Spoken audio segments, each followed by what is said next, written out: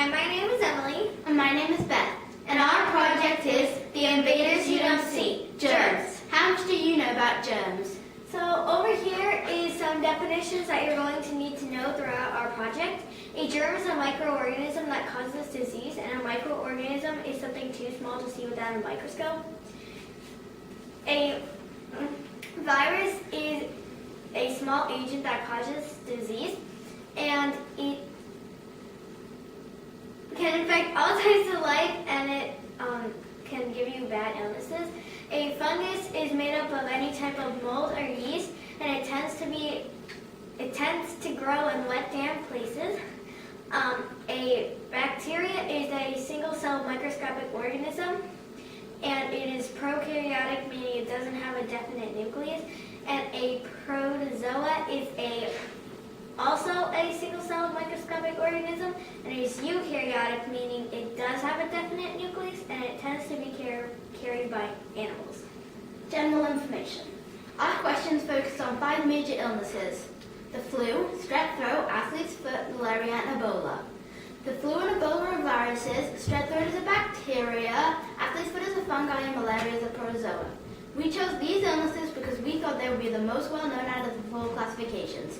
The 4 classifications are fungi, protozoa, virus, and bacteria. Over here is our hypothesis.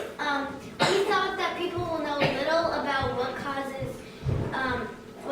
of germ causes each illness, and like how to treat it, because some people demand the wrong type of medication or antibiotics. We also thought that people with more children would know more than those with fewer or none, because kids get sick more frequently and the parents will learn.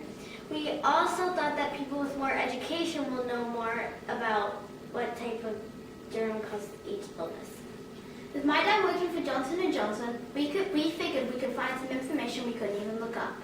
Johnson & Johnson just got a large sum of money to help find a cure for Ebola, a fatal illness which is harming and killing many. We emailed them many questions, and they replied with videos and data.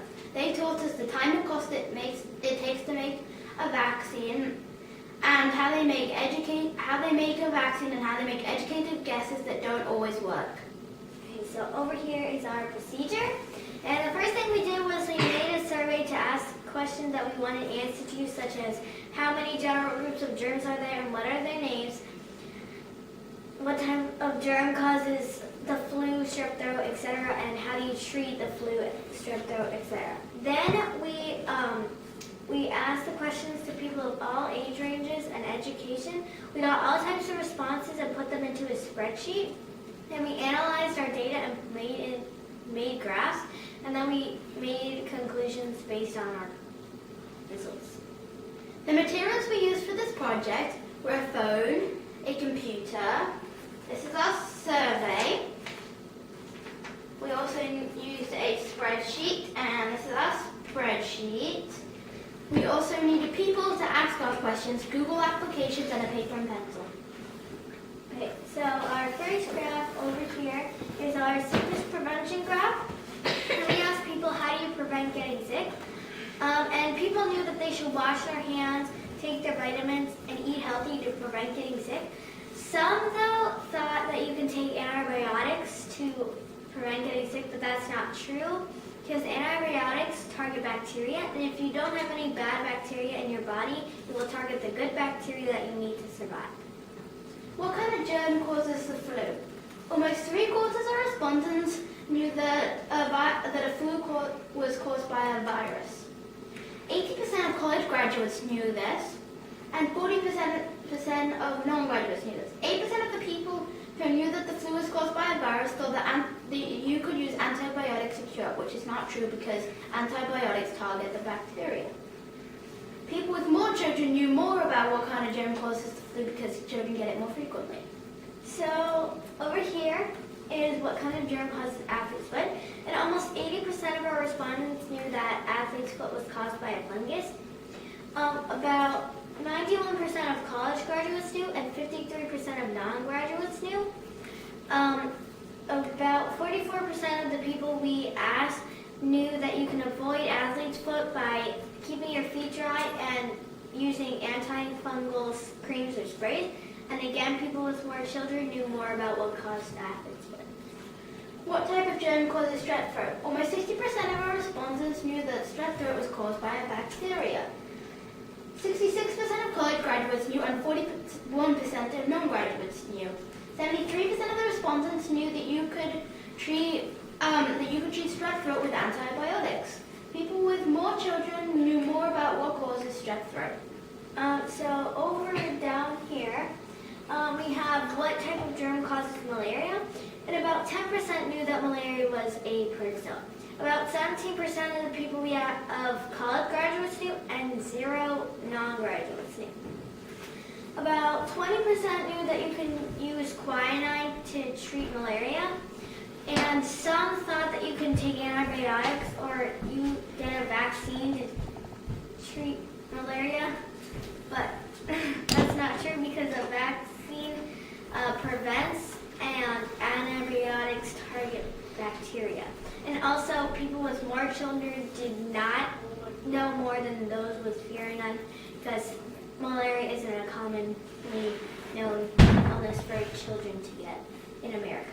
What type of germ causes Ebola? About 40% knew that Ebola was a virus. 46% of college graduates knew this, and 35% of non-graduates knew this. Currently, there is no approved vaccination for Ebola, even though many companies are working on it. 12% thought that you could be vaccinated to treat Ebola, which is not true because vaccination is prevention, not as a cure. 12% thought that you could take antibiotics to treat Ebola, even though Ebola is a virus, not a bacteria. Parents with more children did not know more about what type of germ causes Ebola because children do not normally have it in America. And not one Our conclusions. We never thought that malaria would be a very well-known illness, and we were correct. Not many people knew that malaria was a protozoa. Also, athlete's foot, the flu, and strep throat were very well-known illnesses. Ebola had surprising results, though. We thought that people would know more about it due to how much it had been on the news, but that was not the case. Our hypothesis was only partially correct because we thought people would know little, but they knew a lot about athlete's foot, strep throat, and the flu. The research we did showed that parents with more children knew more about illnesses like strep throat, the flu, and athlete's foot. They also knew how to cure it. They did not know more about illnesses like Ebola and malaria, which children don't normally have in America. Our hypothesis was only partially correct, again for this one, because parents did know a lot about strep throat, athlete's foot, and the flu, but did not know that much about Ebola and malaria. We also found out that people with more education knew more than those with not as much. People with college degrees knew more than those with no college degree, and that makes our hypothesis correct that people with more education knew more. People also need to know what illnesses are affected by antibiotics. Taking antibiotics for the wrong reason can be very dangerous when using them for the wrong thing. Thank you for listening to our project. Do you have any questions? Very good.